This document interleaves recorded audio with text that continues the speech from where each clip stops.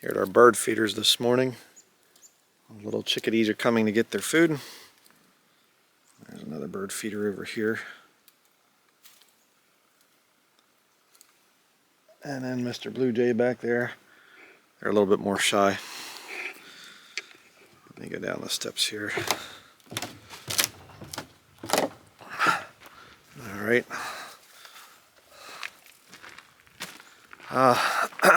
Nice, cool, crisp morning. Wanted to bring up a very interesting point here. Something that I learned about. Haven't had a chance to do a video on this yet, but I'm doing it now. I'm seeing an increase in this End the Fed movement.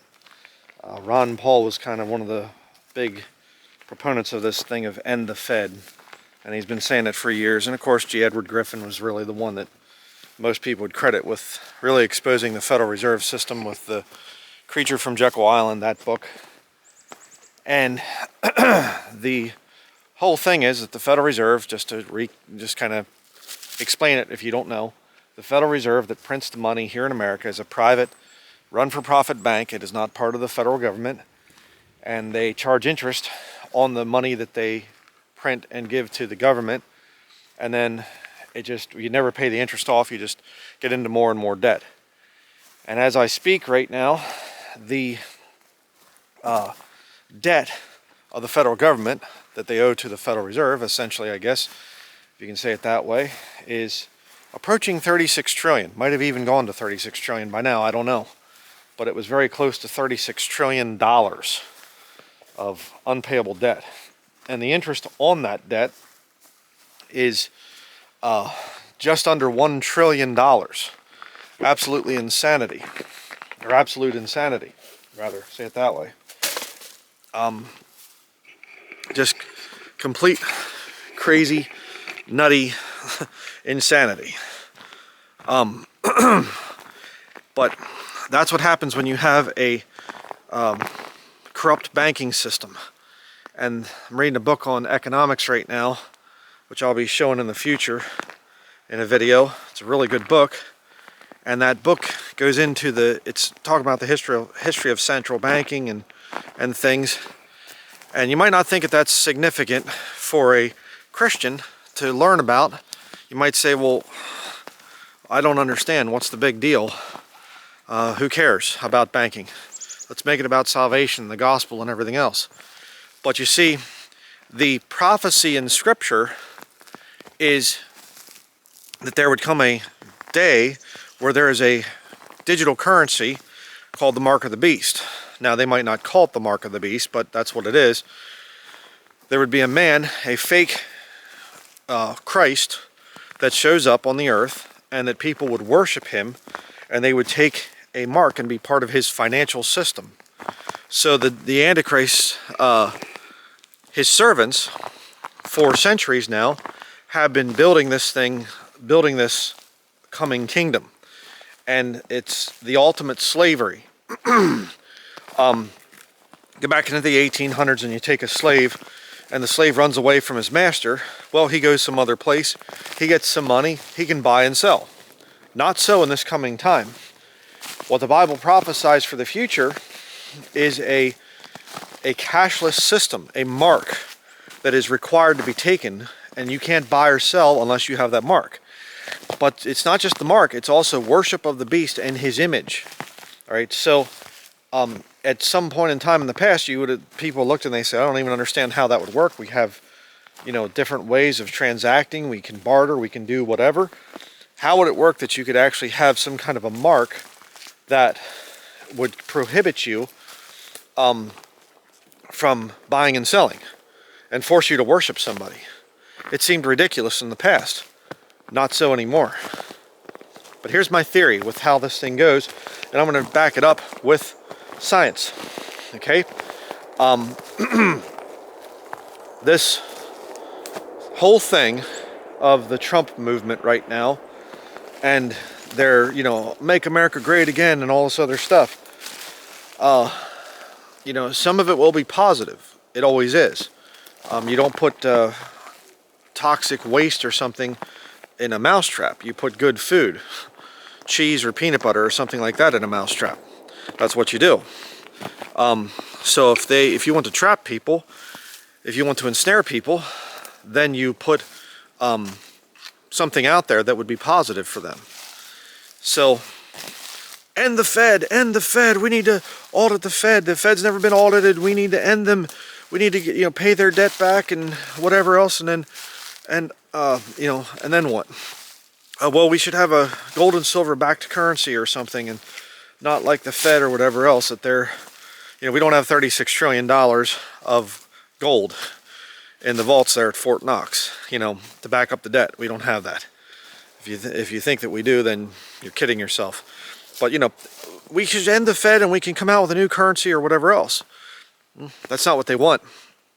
You see, if the end the Fed movement comes in, I believe that they're going to bring in a cryptocurrency. Now, here's the interesting thing about this. What did Donald Trump do when he was running for president? He went to a Bitcoin, or rather, I guess I should say, a cryptocurrency conference. And you elect me, I'm gonna make power plants. We'll be the cryptocurrency capital of the world. Interesting. How are we going to do that without going into more debt? We're just going to build a whole bunch of new power plants and factories and everything else to produce electricity, which is, by the way, is very ironic because the way for the future is to create mining facilities, data mining facilities or whatever, so that you can create this technology that creates the cryptocurrency. So, I remember reading in the Bible that there's a prophecy about the end times that the Lord's going to destroy them which destroy the earth. And I fought for years in our area here to stop a mining company named Wolfton from coming to the area. They were going to build a mine in a very pristine area to the north of us, number of miles to the north of us, not very far away, and completely destroy the area. And they would have destroyed the area. But it's for the good. It's for the good of people. We need to mine. We have to start mining. We have to start using more electricity, and we have to do all these things. What's it going to do to the earth? See these trees out here behind me? You can cut these trees down. You can cut these trees down and use these trees for firewood. And you know what? Trees grow back. Okay? Cut them down, split them, saw them, split them, burn them in your wood stove, get some good heat from that. They grow back. And right now, I can show you here this stand of trees right here. These are quaking aspen. People call them popple. But quaking aspen trees, this needs to be thinned out. Good forestry practice requires you to cut trees down. See? It's good for the environment. That's why I do it. It's good for my property. Show you this right here. The trails that I was building that I've talked about in other videos, shown them and whatever. I might even walk over here and go to those trails. These are the trees right here, this little pile right there, that came from building those trails. So you cut the trees down to make better trails, which not only we use, but also the animals and things here use it. You'll see moose tracks on our trails. They love to use those trails. I mean, you're a moose and you have, this huge big spread of antlers up on top of your head. You don't really want to walk through the mess like this over here. All these tight trees. You're whacking your antlers on everything. You choose a trail. So good for the wildlife, good for us, gives us exercise, and good for the environment. But what do you do about this whole cryptocurrency thing? Data mining and all this other stuff. You have to build huge factories to produce lots of electricity so that you can produce your cryptocurrency. That's not a system that God is for. I will promise you that. Wealth in the Bible is something that is tangible, physical. You can hold it. When you go to heaven as a Christian, there is the judgment seat of Christ, and God will reward you with a crown. There are different types of crowns that are listed. I have a whole study on the thing of the judgment seat of Christ. It's something physical. And I hear these people, I'm a Christian, but I don't believe in gold. Well, that's kind of weird because God does. So you don't believe in it, but God does. Which one should I trust? I think I'll trust the Lord on that one. But getting back to what I'm saying here, why is the mark of the beast something? If you read Revelation 14, 9 through 11, it says, if any man take the mark and worship the beast in his image, he goes to the lake of fire for eternity. And the smoke of their torment ascendeth up forever and ever, and they have no rest, day nor night. God punishes people completely because they took the mark. Why? Why is it such an important thing to stay away from this mark of the beast? Why is there such a dire warning? I mean, you get some person and they go out and they cheat on their wife or something, or they might get into some other type of thing, get drunk and have an accident and they go to jail or whatever else. God will forgive them. There's no sin right now that you can do that God won't forgive. Okay? Well, what about blaspheming the Holy Ghost? You know, people say that, the unpardonable sin. That was only when Jesus was on the earth. Okay?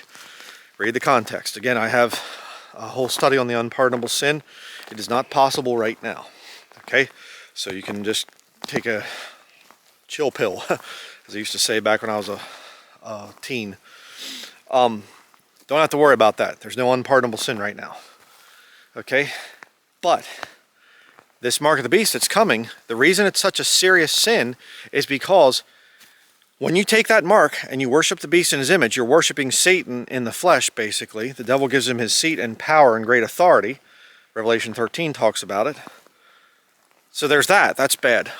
But by taking this digital currency, and that's exactly what it will be, it's a mark with which you can buy and sell.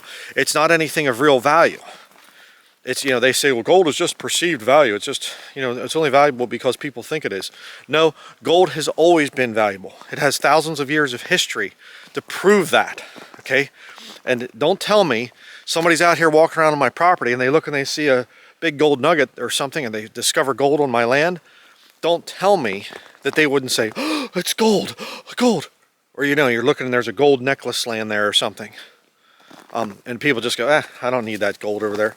Of course they'd be jumping on it, be fighting each other for it.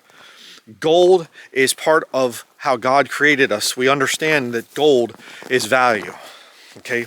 You walk into some buddy's house or something, you know, the Trump's place, that his Trump Tower or whatever there, that's modeled after, what was it, King Louis the something or other number, and it's gold gilded everything. And you would walk in there and not be impressed? Please. But see, cryptocurrency, that's what perceived wealth is. You look at the cryptocurrency, oh, you're Bitcoin rich. Oh, wow. What is Bitcoin rich? What does that mean? See, I can show you on a computer screen that I have $20 million in Bitcoin, but that doesn't do anything. What you want to look and see for somebody to be considered rich by society, you want to see a Lamborghini parked out in the driveway, or a big huge house, or gold jewelry, okay? So the real mind control psyop thing is a digital currency. See, it's not gold and silver. Gold and silver is true wealth. It always has been. Thousands of years of history, of the history of mankind, has proved that. But see, the mark of the beast is going to be a number of things all together. All right, the mark of the beast is going to be a system of digital currency, but then here's the real danger. It's also going to be used to control you. It's also going to be used to completely sear your conscience. You will destroy your conscience when you take it, because you will be worshiping the beast and his image. You'll be worshiping Satan manifest in the flesh. That's the big problem. And no man might buy or sell save he that had the mark. There will be no other currencies accepted. There will be no other wealth accepted. That's why, again, in the end times, gold and silver becomes worthless. Why? Because it's the mark of the beast. The mark of the beast is there. There's nothing else but the mark of the beast. You go someplace, you say, I have a 1 ounce coin or whatever else. I have some gold. No, thank you. Well, I've got some silver. How about some platinum? No, thank you. I have these dollar bills here. No. Sorry, sir. We can only transact in the mark. That's why it's such a bad system. But getting back to the original point of the video, and the Fed, this movement, and the Fed, and the Fed boost the Bitcoin. Okay, here's where it gets very interesting. What happened when Trump was selected? The day of the selection. And that's what it was. It's a selection. It's not an election. What happened when he was selected? November the 5th. What happened? Gold started to nosedive. I'll put up the Kitco chart here showing what happened. You can see that on the chart how gold fell terribly, around $200. That the gold spot price dropped. But what happened to Bitcoin? The exact opposite. Bitcoin surged. Here's the chart. Look at it. You can see how that Bitcoin absolutely skyrocketed, went way up. Now I realize I'm not the sharpest knife in the drawer, so to speak, but that seems a little strange to me. I mean, just normal market demand, whatever else. Why would the demand for gold drop off so heavily after Trump is elected, or while he's being elected? And by the way, it was, the 5th, so the news really didn't come out till, what, the 6th or something of November. But yet it started to crash. The price of gold started to crash on the 5th before people knew who was going to be elected. And Bitcoin started to go up. Almost like they were getting ready to push people towards Bitcoin. Or is it NSA coin or Bitcoin? I can never remember. Because the NSA owns Bitcoin. They own the patent to it, I should say it that way. The National Security Agency. The people that track and trace what you do. No man might buy or sell save he that had the mark. No man might buy or sell private transactions, and it's none of your business what I'm going to do with my money, save he that had the Bitcoin. If you understand what I'm saying there. I'm going to go today and I'm going to buy something in cash. You say, what are you getting? What are you going to buy? It's none of your business. Oh, it must be dangerous. No, it's none of your business. But you see, we've been programmed into thinking now that somehow, there are terrorists out there, and we could stop terrorist attacks if we knew what they were spending their money on. How? Oh, so then you take away people's freedom. See, the mark of the beast prophecy for the future, the point of it being so bad is that it's total slavery. It's destruction of free will. And that's something that God doesn't even do. God doesn't force anyone to be saved. It's whosoever will. Go ahead. Whosoever shall call upon the name of the Lord shall be saved. God doesn't say, oh, I'm sorry, you're not one of the chosen elect people, and I'm, unconditional election. I'll bring you in whether you want it or not. You're going to be saved. I'm going to, no, that's the philosophical rantings of an insane man named John Calvin. Came out with this nutty nonsense about unconditional election and whatever else. It's not true. Not true at all. So, I believe what Trump is going to do, and you can give me your thoughts in the comment section below. Trump is going to lower interest rates. They're already talking about it. The Fed is going to be having a meeting, I think it's December 16th and 17th, I think. And they're going to lower interest rates, probably by 25 basis points, to make it easier for people to get into debt. More on that in a minute. Trump is going to increase spending and thereby increase debt on a massive scale. Why? Well, he has to in order to make cryptocurrency go big. He has to create lots of new electric power plants. Remember, one of his campaign promises? He promised you're going to have so much electricity. We're going to be making cryptocurrency for everybody. You know, it's just going to be a great thing. Uh-huh. But what's the cost? At what cost to the American people? He's going to increase spending and increase debt. Why? Because he has to renew the agenda of the Great Taking. Because you see a lot of people under the Biden-Harris regime, they were paying their debts off because they didn't want to go through this Great Taking thing and have all the debt, and they call the debt in and say, hey, you have to pay it off right now. I can't pay it. Okay, then we'll take it. So under the Biden-Harris regime, they came out, people were paying their debts off, the Great Taking thing had to be put off for a little while.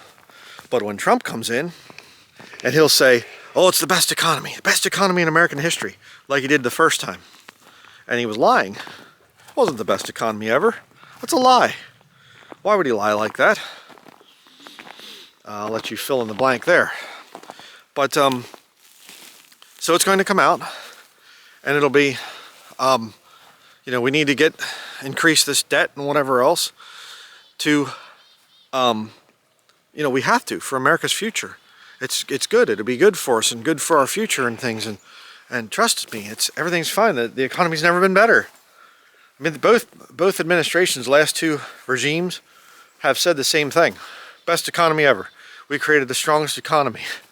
And anybody that understands even basic economics would say, no, it wasn't the best economy ever. You're lying. So, two little chickadees over here on this tree. I don't know if they'll stick around. Yeah.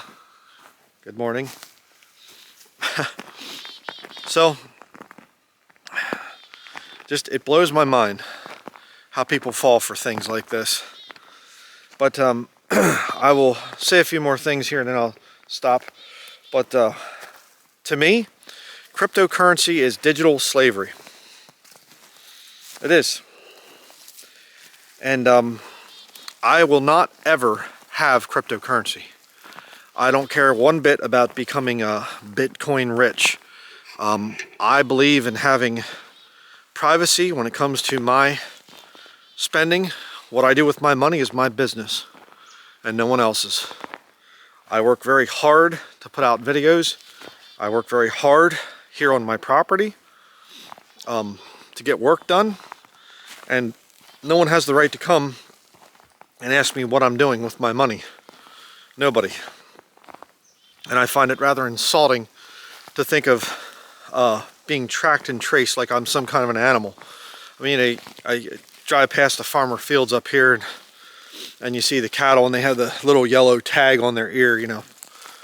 And I think to myself, that's what they want for all of us. And I know, you know, you can make the argument, yeah, well, we have a driver's license, we have all the other things, bank numbers and, you know, all the other things like that. Yeah, I get it. We're already well into the system, well beyond what our ancestors would have ever put up with, which is sickening. But we have some freedom left. I'm thankful that I can be walking around on my own property right now without having to answer to anybody. I'm glad for that. And so, you know, and of course you can make the arguments against that. I mean, you can argue anything, okay? You can be spoiled by philosophy. Think to yourself, well, you know, this is there, so might as well just go along with cryptocurrency, or, you know, we can't really ever go back to this, or to a gold and silver, you know, being able to buy and sell with gold and silver, so you might as well just accept Bitcoin. No, I'm going to be as contrary as I can to the whole thing. I'm not going to be accepting it. So that's going to be it for my little walk and talk thing here on this subject this morning. But you mark my words, you're going to see Trump making some big moves in the economy and destroying the Federal Reserve. And again, it'll end the Fed. Well, it's going to end eventually anyhow. All fiat currencies do. All currencies where they just print it and print it and print it and get people into more and more debt. Eventually the scam is discovered and it dies, and that's it. So it's not some kind of end the Fed movement. If it's going to end, you might as well capitalize on it and say, hey, you know something? We could make ourselves look really good. we come out and say, the Federal Reserve's no good, we need to put an end to this and whatever. And my thinking is, Bitcoin, I think Bitcoin would be even better, No, actually it wouldn't be. Because then you're a lot more traceable than having cash. You better think about that. And by the way, all you patriots out there, what do you think of Donald Trump? This whole Trump agenda coming in. I can't say it was Donald Trump, per se. Well, what do you think about this thing of Trump coming in and the value of precious metals drops? Tremendously. Not just a little bit. Explain that to me. I'd like to hear people's thoughts on that. Why did the price of precious metals drop through the floor and Bitcoin goes way up? Bitcoin soars, gold plummets. Why? Almost like we're being moved in a direction. Moved in a direction that I am not willing to accept. Again, you have to get into the thing of Bitcoin, brother. It's the way of the future. How? I don't have a cell phone. I don't have a smartphone, and I don't ever want to get one. How am I supposed to go along with that agenda? I will fight. I will resist. He who now letteth will let until he be taken out of the way, and then shall that wicked be revealed.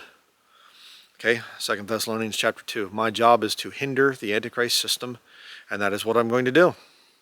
From now until the Lord says, come up hither. And I hope that your prayer and your desire is to do the exact same thing if you are a brother or sister in the Lord. If you are lost, understand what you're heading towards. You say, well, I'm not completely sold into the whole Bitcoin thing. I do have a little bit. I don't have any, nor do I ever intend to have any. So just give you some things to think about here this morning, and let me know your thoughts in the comments section below. Thank you for watching.